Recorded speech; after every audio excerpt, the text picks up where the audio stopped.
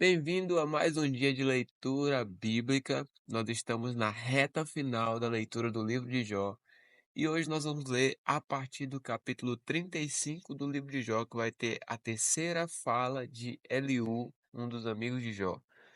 O versículo 1 diz assim: Eliú disse ainda: Você acha que é justo dizer, a minha justiça é maior do que a de Deus? Porque você diz, de que me serviria ela? Que proveito tenho se eu não pecar? Eu daria a resposta a você, aos seus amigos também. Olhe para o céu e veja. Contemple as altas nuvens acima de você. E aí agora vai falar sobre o contexto de a sua impiedade só pode fazer mal ao homem, que é o que Eliú vai dizer a Jó. Versículo 6: Se você peca, que mal causa a Deus? Se as suas transgressões se multiplicam, que prejuízo isso poderia trazer a ele? Se você é justo, o que está dando a ele? Ou o que ele recebe da sua mão? A sua impiedade só pode fazer mal ao homem, e a sua justiça só pode dar proveito ao filho do homem. Por causa das muitas opressões, as pessoas clamam por socorro contra o braço dos poderosos. Mas ninguém diz: onde está Deus, que me fez, que inspira canções de louvor durante a noite, que os ensina mais do que aos animais da terra e nos faz mais sábios do que as aves dos céus? Clamam, porém ele não responde por causa da arrogância dos maus. Só gritos vazios Deus não ouvirá. O Deus Todo-Poderoso não lhes dará atenção. E aí o contexto agora é que você abre a boca com palavras vazias, é o que ele vai dizer. Versículo 14 diz: Jó, ainda que você diga que não o vê, a sua causa está diante dele, por isso espere em Deus. Mas agora, por que Deus na sua ira não está punindo, nem fazendo muito caso das transgressões? Você abre a sua boca com palavras vazias, amontoando frases sem sabedoria. Já no capítulo 36 de Jó, vai ter a quarta fala de Eliú. Versículo 1 diz: Eliú seguiu falando e disse: Mas um pouco de paciência e eu lhe mostrarei que tenho mais argumentos a favor de Deus. Trarei o meu conhecimento de longe e atribuirei a justiça ao meu Criador, porque na verdade as minhas palavras não são falsas. Quem está diante de você é senhor do assunto.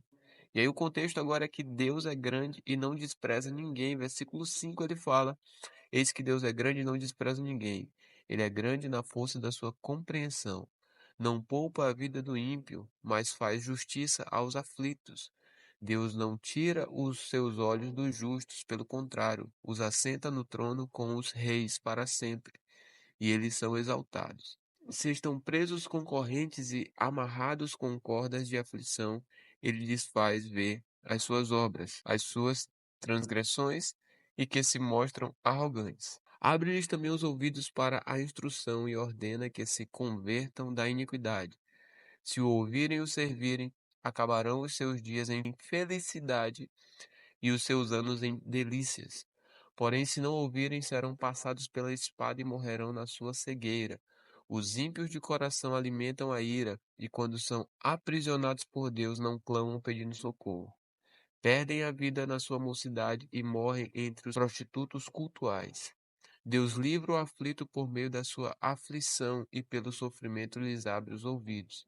E aí o contexto agora é não se incline para a iniquidade, versículo 16 vai dizer: Assim também a você Deus procura tirar da angústia e levar para um lugar espaçoso em que não há aperto, e para o conforto de uma mesa cheia de comida saborosa. Mas você se enche de juízo do perverso, e por isso o juízo e a justiça o alcançarão. Tenha cuidado para que a ira não o leve a zombar, nem permita que a grande quantia do resgate o desvie. Será que ele levaria em conta as suas lamúrias e todos os seus grandes esforços para que você se veja livre da sua angústia? Não suspire pela noite em que povos serão tirados do seu lugar. Cuidado, não se incline para a iniquidade. Você parece preferir a iniquidade à sua miséria.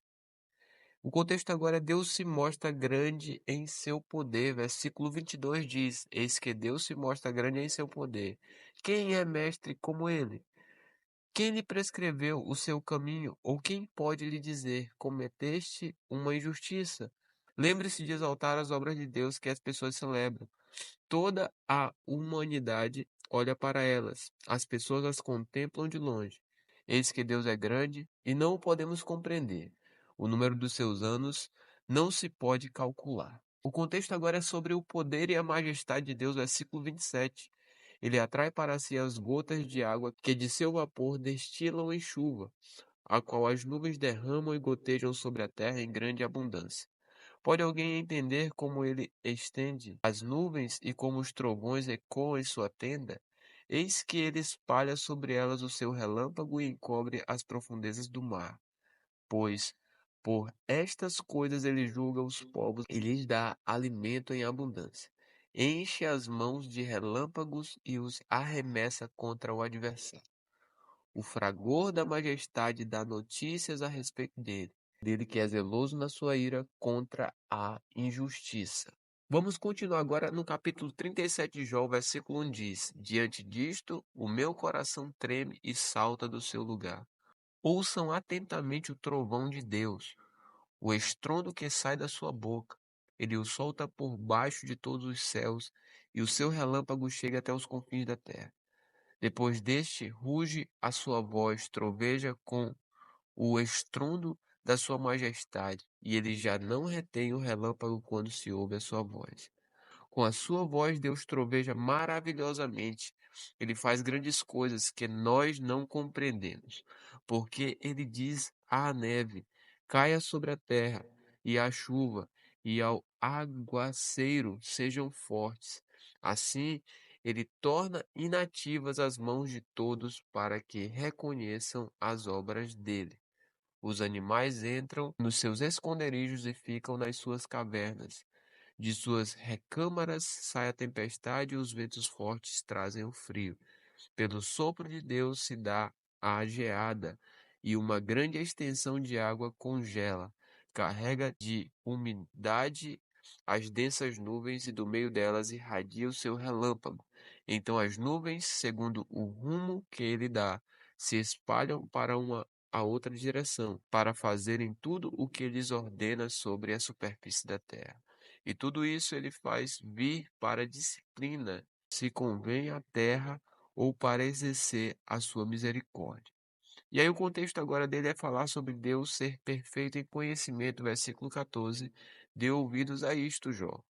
Pare e pense nas maravilhas de Deus. Será que você sabe como Deus comanda as nuvens e como faz resplandecer o relâmpago da sua nuvem? Será que você sabe algo sobre o equilíbrio das nuvens e sobre as maravilhas daquele que é perfeito em conhecimento? Você, cujas roupas ficam aquecidas quando há forte calor por causa do vento sul, será que você pode ajudar Deus a estender o firmamento que é sólido como um espelho de metal fundido? Ensina-nos o que devemos dizer a Ele, porque nós, envoltos em trevas, não podemos expor a nossa causa diante dele. Será que alguém deveria contar a Deus que eu quero falar com ele? Se alguém fizesse isso, seria devorado. Eis que ninguém pode olhar para o sol que brilha no céu, uma vez passado o vento que o deixa limpo. Do norte vem o áureo esplendor, pois Deus está cercado de tremenda majestade. Quanto ao Todo-Poderoso, não o podemos compreender.